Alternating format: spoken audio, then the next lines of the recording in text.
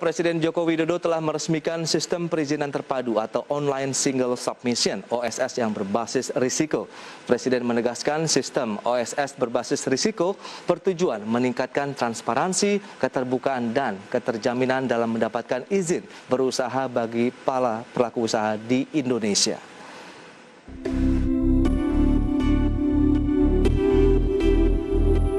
Presiden Joko Widodo telah meresmikan sistem perizinan terpadu atau Online Single Submission atau OSS berbasis risiko di Pusat Komando Operasi dan Pengawalan Investasi, Kementerian Investasi, Badan Koordinasi Penanaman Modal atau BKPM. Presiden menyatakan pandemi COVID-19 tidak boleh menghentikan upaya reformasi struktural terutama dari sisi investasi. Pemerintah akan terus memangkas aturan-aturan yang menghambat dan akan mempermudah prosedur berusaha dan investasi di tanah air. Reformasi kemudahan layanan perizinan ini dimaksudkan untuk memberi kemudahan berusaha bagi usaha mikro, usaha kecil, usaha menengah, mendorong lebih banyak wirausahaan baru, mempercepat transformasi sektor informal menjadi sektor formal, dan yang paling penting akan menciptakan lapangan kerja yang sebanyak-banyaknya. Saya rasa itu yang bisa saya sampaikan, dan dengan mengucap Bismillahirrahmanirrahim, pagi hari ini saya resmikan peluncuran sistem Online Single Submission OSS berbasis risiko. Sistem OSS berbasis risiko dibangun sejak bulan Maret 2000. Kalau kita lihat pengaruh pandemi terhadap kegiatan investasi pada triwulan kedua tahun 2020 yang lalu, itu justru investasi kita terjadi penurunan yang cukup signifikan juga. Kalau kita lihat pada tahun 2020, pada awal pandemi, pada triwulan 1 realisasi investasi kita sebanyak 210,7 triliun. Tapi pada triwulan kedua pada tahun 2020 turun menjadi 161,9 triliun. Oke. Kita lihat bagaimana capaian realisasi investasi pada triwulan kedua pada tahun 2021. Memang yang disampaikan tadi terjadi peningkatan sebesar 16,2%. Okay. Ini di mana capaian realisasi kita pada triwulan kedua 2021 sebesar 223 triliun. Tentu ini merupakan gambaran bahwa dengan upaya yang dilakukan oleh pemerintah terhadap perbaikan-perbaikan yang sangat struktural memberikan optimisme kepada investor, baik investor dalam negeri maupun dalam rangka PMA untuk melakukan investasi di Indonesia. Baik, Pak Yulot, apakah ini menjadi salah satu indikasi bahwa investor domestik begitu maupun asing sebenarnya sudah bisa beradaptasi dengan pandemi yang ada di Indonesia? Jadi dengan adanya berbagai upaya yang dilakukan untuk menangani dampak krisis dari pandemi ini, upaya yang dilakukan oleh pemerintah prioritasnya adalah bagaimana kita menerapkan protokol kesehatan dan juga melakukan percepatan vaksinasi. Jadi sehingga akan terjadi herd immunity.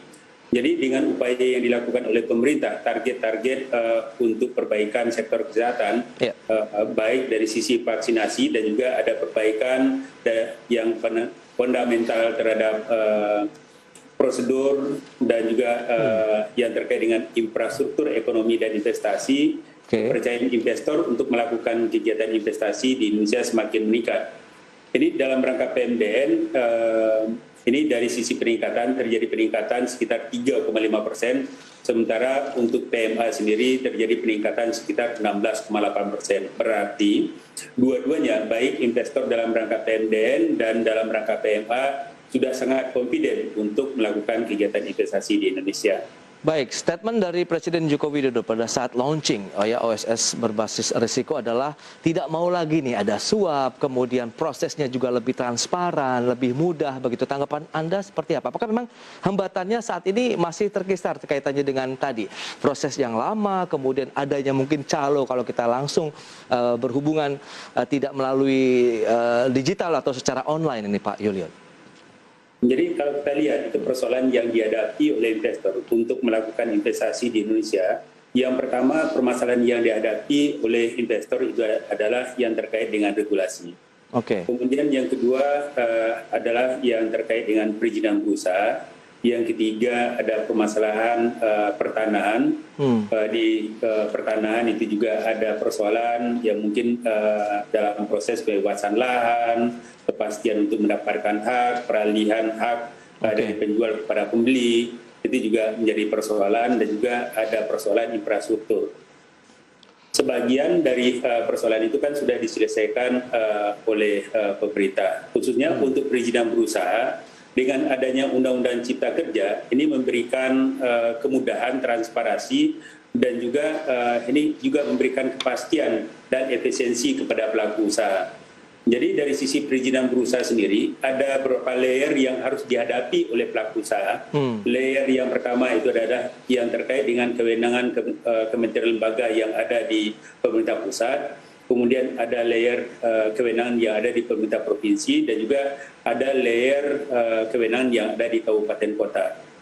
Kemudian di masing-masing layer ini ada persyaratan, ada prosedur yang harus dilewati, dan juga pada umumnya ini pada saat kita bandingkan sistem perizinan berusaha sebelum OSS berbasis risiko dengan OSS berbasis risiko, itu justru ini pelaku usaha banyak berhadapan dengan birokrat di berbagai level yang kami sampaikan tadi. Kemudian pada saat OSS berbasis risiko, itu justru ada kemudahan-kemudahan yang diberikan. Yang pertama itu adalah yang terkait dengan perizinan berusaha itu menjadi berbasis risiko. Untuk risiko rendah, pelaku usaha cukup mendapatkan NIB yang bersangkutan hanya mendaftarkan kegiatan usahanya melalui sistem OSS. Kemudian risiko menengah rendah, pelaku usaha cukup mendapatkan NIB dan sertifikat standar. Ini merupakan pernyataan dari pelaku usaha untuk apa saja yang harus dipenuhi. Kemudian untuk risiko menengah tinggi, justru pelaku usaha mendapatkan NIB dan sertifikat standar, tetapi ada persyaratan dan kewajiban yang harus dipenuhi terlebih dulu oleh pelaku usaha. Kemudian yang risiko tinggi itu NIB sama izin, itu juga ada persyaratan dan kewajiban yang harus dipenuhi oleh pelaku usaha. Baik, berarti ada banyak sekali waktu yang sudah terpangkas ya Pak Yuliot ya, dengan adanya OSS berbasis risiko yang biasanya kita mungkin di daerah butuh beberapa hari, sekarang kalau saya sempat juga baca hanya beberapa menit saja. Apakah ini memang benar-benar terjadi dengan memanfaatkan OSS berbasis risiko ini Pak Yuliot? Jadi kalau dari sisi waktu otomatis, karena ini kita dokumen yang disiapkan itu juga tidak perlu menyiapkan dalam bentuk hard copy. Kemudian ini kita dalam sistem yang baru itu justru kita menarik data dari integrasi antar kementerian lembaga. Integrasi tersebut itu adalah ini misalnya pelaku usaha perseorangan.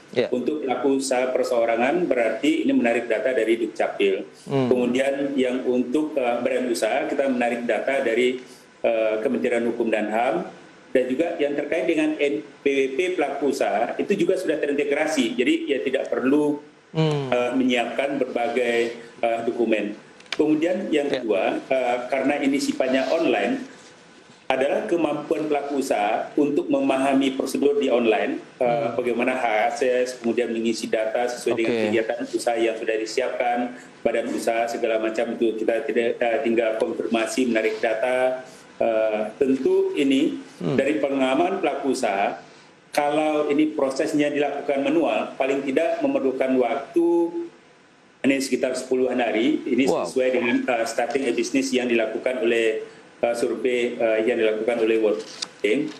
Ini berdasarkan pengalaman pelaku usaha yang baru lalu. Ini juga kita lihat bahwa ini untuk penyelesaian perizinan melalui OSS ini hanya dalam hitungan menit, sekitar 10 sampai 20 menit, tergantung kecepatan dari pelaku usaha untuk mengisi data-data ke dalam sistem. Berikut ini akan kami sampaikan infografik terkait dengan keunggulan apa saja dari OSS berbasis risiko ini. Selengkapnya bisa Anda saksikan di layar televisi Anda.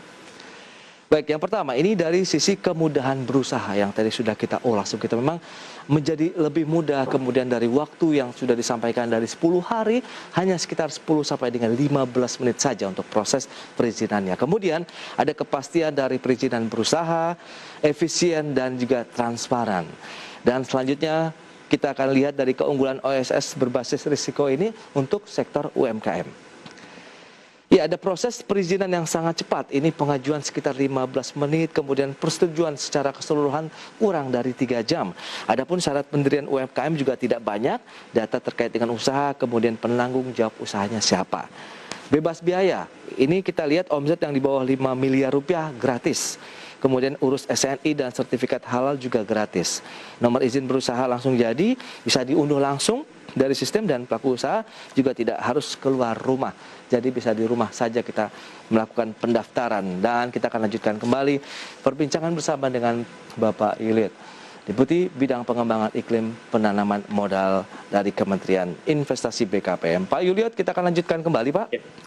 Tadi disampaikan, Pak, memang kemudahan-kemudahan yang diberikan oleh masyarakat Indonesia yang ingin menjadi entrepreneur, pelaku usaha begitu di tanah air, sepertinya sudah mendapatkan pintu atau akses yang sangat luas sekali dengan kehadiran OSS berbasis risiko ini. Bagaimana kalau kita lihat dari sisi kemudahan-kemudahan yang diberikan tadi? Apakah memang menyasar untuk pelaku usaha UMKM kah, badan usaha, atau semua orang bisa ikut aktif berpartisipasi dalam menjadi entrepreneur melalui aplikasi ini? Ya, kalau kita lihat dari diluncurkan OSS pada tanggal 4 Agustus yang lalu, itu sampai dengan pagi ini jumlah nomor induk berusaha yang sudah diterbitkan melalui sistem OSS jumlahnya 183.221. Ini merupakan itu angka yang cukup besar. Dalam 1 bulan, ya kita juga 1 bulan lebih, jadi sudah sebanyak itu pelaku usaha melakukan pendaftaran kegiatan usaha. Jadi kita bisa melihat bagaimana porsinya. Ternyata sekitar 95% dari pelaku usaha yang mendaftarkan kegiatan usahanya adalah usaha mikro kecil. Tentu ini kita bisa melihat antusiasme dari pelaku usaha untuk mendaftarkan kegiatan usahanya cukup tinggi karena faktor kemudahan, transparansi, dan juga dalam mengajukan perizinan cukup mereka di mana saja bisa menyampaikan melalui sistem. Kemudian yang kedua, kita melihat bahwa itu pelaku usaha yang berbentuk badan usaha, ini jumlahnya sekitar 14.839. Itu juga ini merupakan percepatan bagi pendaftaran kegiatan usaha oleh pelaku usaha. Jadi untuk pelaku usaha sendiri, dengan adanya kemudahan-kemudahan yang diberikan oleh pemerintah, dimungkinkan pendirian PT dalam bentuk perseorangan, jadi pemegang saham tunggal. Kemudian yang kedua itu juga kita menaikkan threshold terhadap batasan investasi mikro kecil, yang untuk kecil 1 miliar, ya kemudian yang mikro 1 miliar, yang kecil 1 miliar sampai dengan 5 miliar. Tentu ini merupakan gambaran bagaimana kita melakukan penguatan dan juga bagaimana kita juga melakukan untuk melegalisasi kegiatan usaha yang dilakukan oleh UMKM. Selama ini persoalan yang dihadapi oleh UMKM itu adalah mereka sulit untuk mendapatkan legalitas usaha. Kemudian pada saat mereka tidak ada legalitas kegiatan usaha, justru mereka sulit mendapatkan permodalan. Dengan adanya berbagai program yang dilakukan oleh pemerintah, justru kita mengharapkan peran usaha mikro kecil dalam perekonomian nasional itu terjadi peningkatan, dan juga mikro kecil ini juga menjadi soko guru pertumbuhan perekonomian nasional karena ini berada pada grassroots, dan juga ini juga ada peluang bagi pelaku usaha juga yang sifatnya perseorangan untuk meningkatkan leveling kegiatan usahanya dari mikro menjadi kecil, menjadi menengah, menjadi besar. Tentu dengan upaya-upaya yang dilakukan oleh pemerintah dan juga fasilitasi yang dilakukan oleh pemerintah, ini bisa dilakukan atau dimanfaatkan oleh pelaku usaha yang seluas-luasnya. Jadi sehingga usaha mikro kecil menjadi tuan rumah di dalam kegiatan usaha di dalam negeri. Betul, UMKM memang terbukti beberapa kali tangguh nih Pak Yuliat ya dalam menghadapi krisis ekonomi yang terjadi di Indonesia. Tapi kalau kita lihat dengan adanya aplikasi ini, seberapa jauh juga menjadi salah satu langkah akselerasi atau percepatan arus investasi di Indonesia, Pak Yuliat? Jadi untuk investasi, kita melihat dari sisi target pada tahun 2021 sesuai dengan target yang ditetapkan berdasarkan RPJMN, targetnya hanya 858,5 triliun. Oke. Kemudian ini dengan kita menjadikan investasi sebagai engine of growth pertumbuhan, itu justru Presiden memberikan arahan pertumbuhan ekonomi ini bisa didorong oleh kegiatan investasi. Target investasi ditingkatkan menjadi 900 triliun. Jadi untuk peningkatan investasi ini bukan merupakan sesuatu yang gampang untuk dilakukan, apalagi di tengah-tengah pandemi. Yeah. Dan alhamdulillah kita lihat realisasi investasi sampai dengan semester 1 Januari sampai dengan Juni 2021 kita sudah mencapai realisasi sebesar 442,8 triliun atau 49,2%. Jadi dengan upaya yang dilakukan ada kita melakukan fasilitasi, kemudian kita juga mengejar investasi baru, dan harapannya target 900 triliun ini bisa tercapai. Tidak ada revisi Pak untuk target pencapaian investasi di tahun 2021 Pak Yuliat? Itu justru revisinya dinaikkan Wow. dari 458 menjadi 900 triliun. Luar biasa ini. Jadi walaupun bagaimana kita harus mencapai. Kalau ini kita tidak mencapai pertumbuhan, dan juga ini terlihat juga dari sisi adanya peningkatan realisasi investasi sebesar 16,2%, itu justru ekonomi kita bisa bertumbuh sesuai dengan laporan yang disampaikan oleh BPS 7,07%. Jadi ini relevansinya terlihat, investasi meningkat, pertumbuhan itu juga terjadi peningkatan. Baik, berarti memang justru revisinya naik begitu ya, ditargetkan menjadi 900 triliun untuk arus investasi di tanah air sampai dengan akhir tahun 2021. Tapi kalau kita lihat juga Presiden kan telah membentuk nih tim Satgas Percepatan Investasi. Nah, ini seperti apa nih kolaborasinya Pak Yuliat? Jadi Satuan Tugas Percepatan Investasi ini kan sesuai dengan keputusan Presiden nomor 11 tahun 2021. Ini tujuannya adalah bagaimana melakukan percepatan terhadap investasi yang sudah masuk. Jadi dari persoalan-persoalan yang kami sampaikan tadi, itu justru kalau ada permasalahan yang dihadapi oleh investor, bagaimana solusi cepat bisa dilakukan. Jadi kalau kita lihat struktur dari Satgasnya sendiri, ketuanya adalah Menteri Investasi, ya sementara wakil ketuanya sendiri adalah Wakapolri dan wakil Jaksa Agung.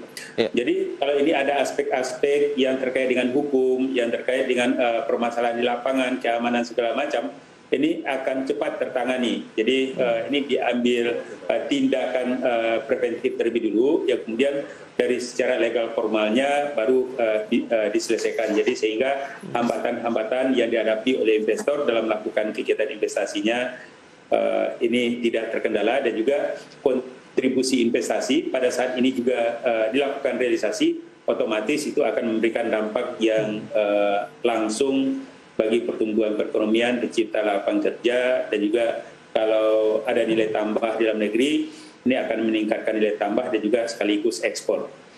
Pak Yuliat, kita akan sampaikan kembali begitu seperti apa sih strategi dan inovasi mungkin yang tengah disiapkan dari Kementerian Investasi BKPM untuk mengejar target investasi sampai dengan akhir tahun ini. Strategi yang dilakukan oleh Kementerian Investasi untuk mencapai target realisasi investasi sampai dengan akhir tahun, itu diantaranya itu adalah bagaimana kita melakukan percepatan realisasi investasi terhadap investor-investor yang sudah mendapatkan perizinan dan juga fasilitas penanam modal. Dari komitmen investasi yang sudah mendapatkan fasilitas totalnya lebih kurang sekitar 2.900 triliun. Tentu sebagian sudah masuk dalam pipeline untuk merealisasikan kegiatan investasinya. Jadi kalau ada persoalan-persoalan di lapangan, ya kita langsung menyelesaikan persoalan-persoalan tersebut di lapangan. Kemudian yang kedua, kita menarik investasi baru.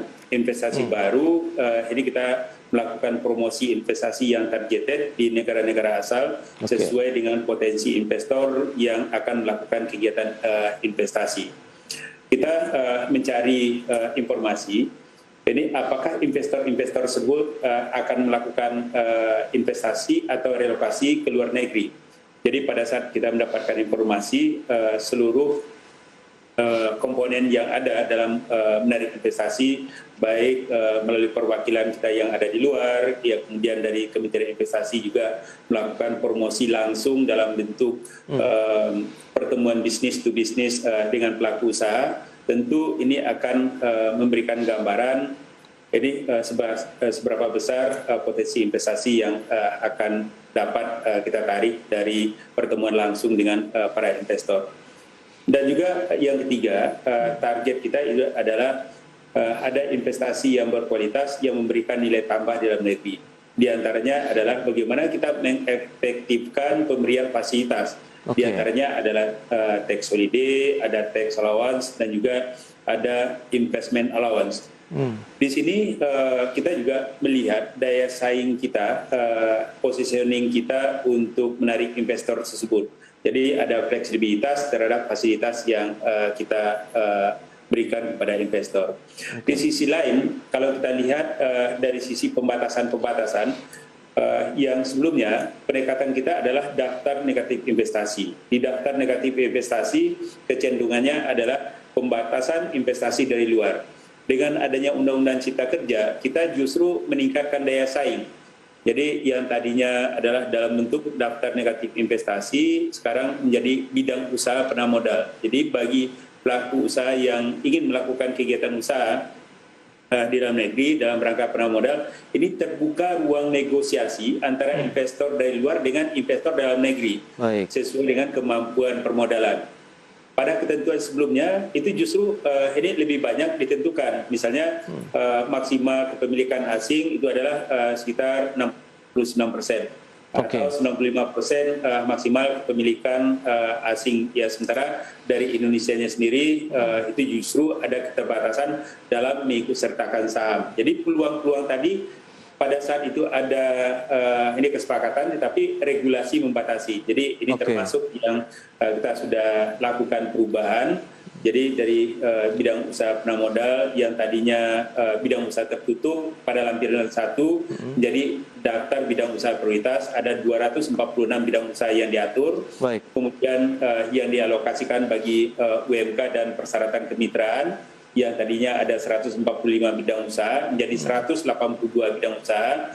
Sementara daftar bidang usaha yang terbuka dengan persyaratan, pada umumnya persyaratan kepemilikan modal yang tadinya ada 350 bidang usaha, itu kita atur hanya menjadi 37 bidang usaha saja yang ini ada persyaratan batasan kepemilikan modal. Baik Pak Yuliet, tapi kalau kita lihat begitu, Anda seberapa optimis nih kalau kita lihat dari Kementerian Investasi dengan kehadiran OSS berbasis risiko terhadap arus investasi? Apakah juga investor asing bisa menggunakan aplikasi ini atau lebih dikhususkan untuk para pelaku usaha di dalam negeri saja? Jadi untuk OSS berbasis risiko, ini kita menyiapkan layanan dalam bentuk bilingual. Bilingual itu ada dalam bahasa Indonesia dan juga ada dalam bahasa Inggris.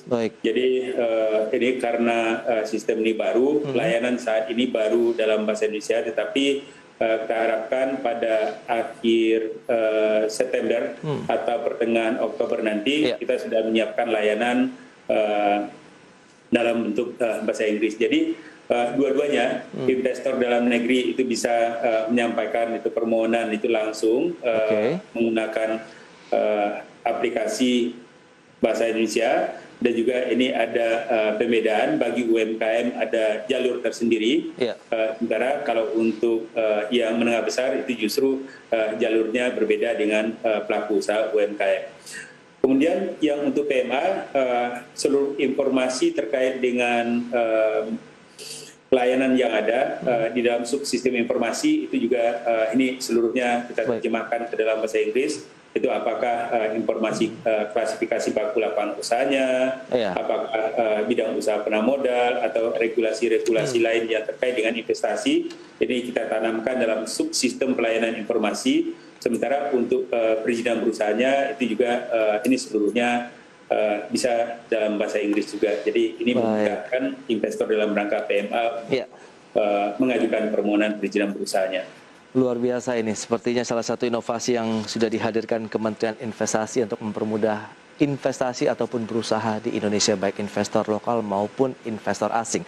Pak Yulio, terima kasih banyak Pak atas waktu yang disediakan serta insight-nya ini sangat menarik ya. Bicara mengenai investasi di Indonesia, optimismenya tetap terjaga, bahkan 900 triliun masih tetap dikejar sampai dengan tahun 2021 ini. Sukses untuk Anda, selamat melanjutkan aktivitas Anda kembali Pak Yulio dan stay healthy Bapak. Ya, terima kasih Ya. Mas Prasetyo.